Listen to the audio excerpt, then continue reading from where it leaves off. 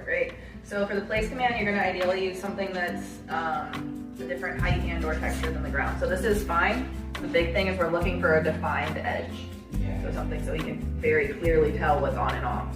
What we're going to do is I'm going to guide him over there. I'm going to get all 4 feet on. I'm going to say place, and then I'm going to give him a treat.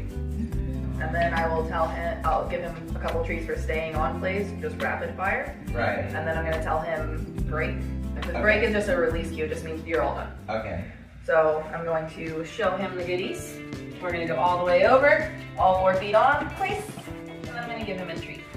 Now, I don't care what he's doing on here. He can sit, he can lay down, he can do the Macarena, as long as all 4 feet stay on here. If a foot comes off, I'm going to immediately do a quick leash correction. It's just a quick pop, just enough to get his attention. He's very food driven, as you can tell right now, right? Yeah.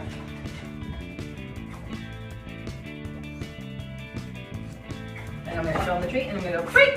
Yes, kaboom! We're going to do that a couple more times.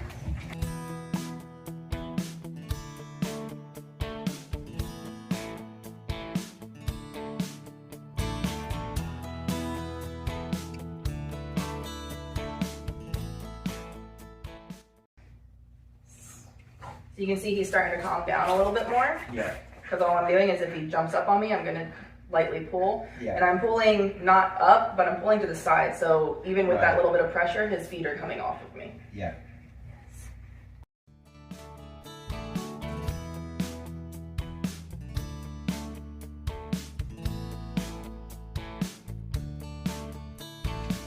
So when you're doing this on your own, you're not going to move as fast as I'm about to. Yeah.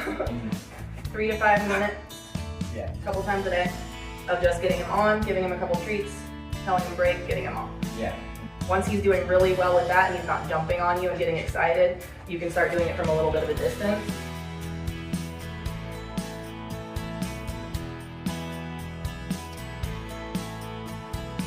Yeah. So you would do it from starting at like here and going place, guide him on, yes, and then giving him a treat for going. That way you're slowly building up how far away he is. Yeah. And what we're doing in this situation is we're building up his understanding of what it is. Yeah. You can use this particular bed anywhere, but you can also use different items. So once he has a really good understanding on his bed, you're doing very good.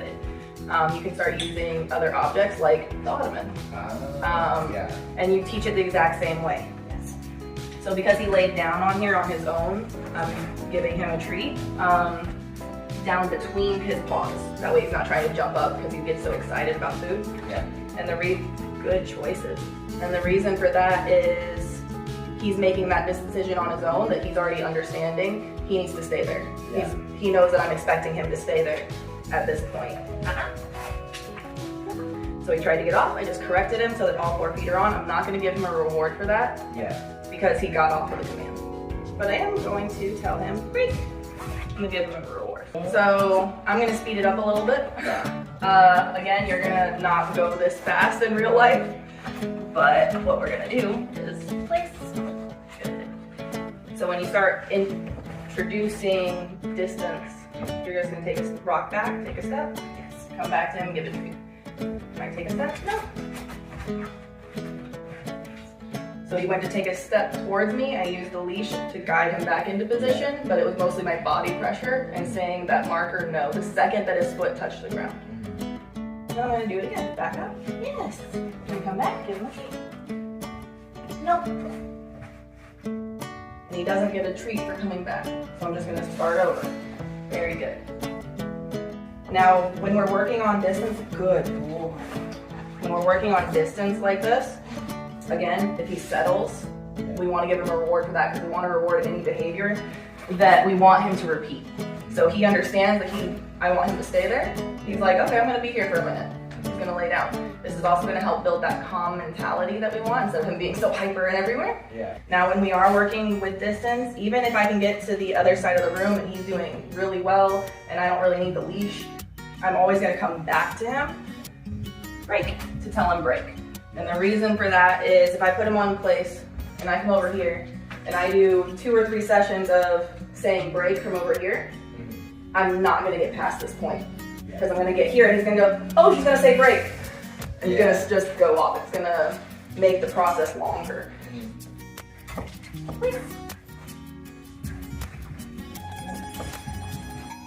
Nope. See, that time I didn't need to use the leash at all. I just stood up and walked into him. So I'm just reestablishing that that's still what I want. Because again, I am moving much faster than you guys normally would. So he's going to be a little bit more confused, but he's picking it up very, very well. Nope. Yes.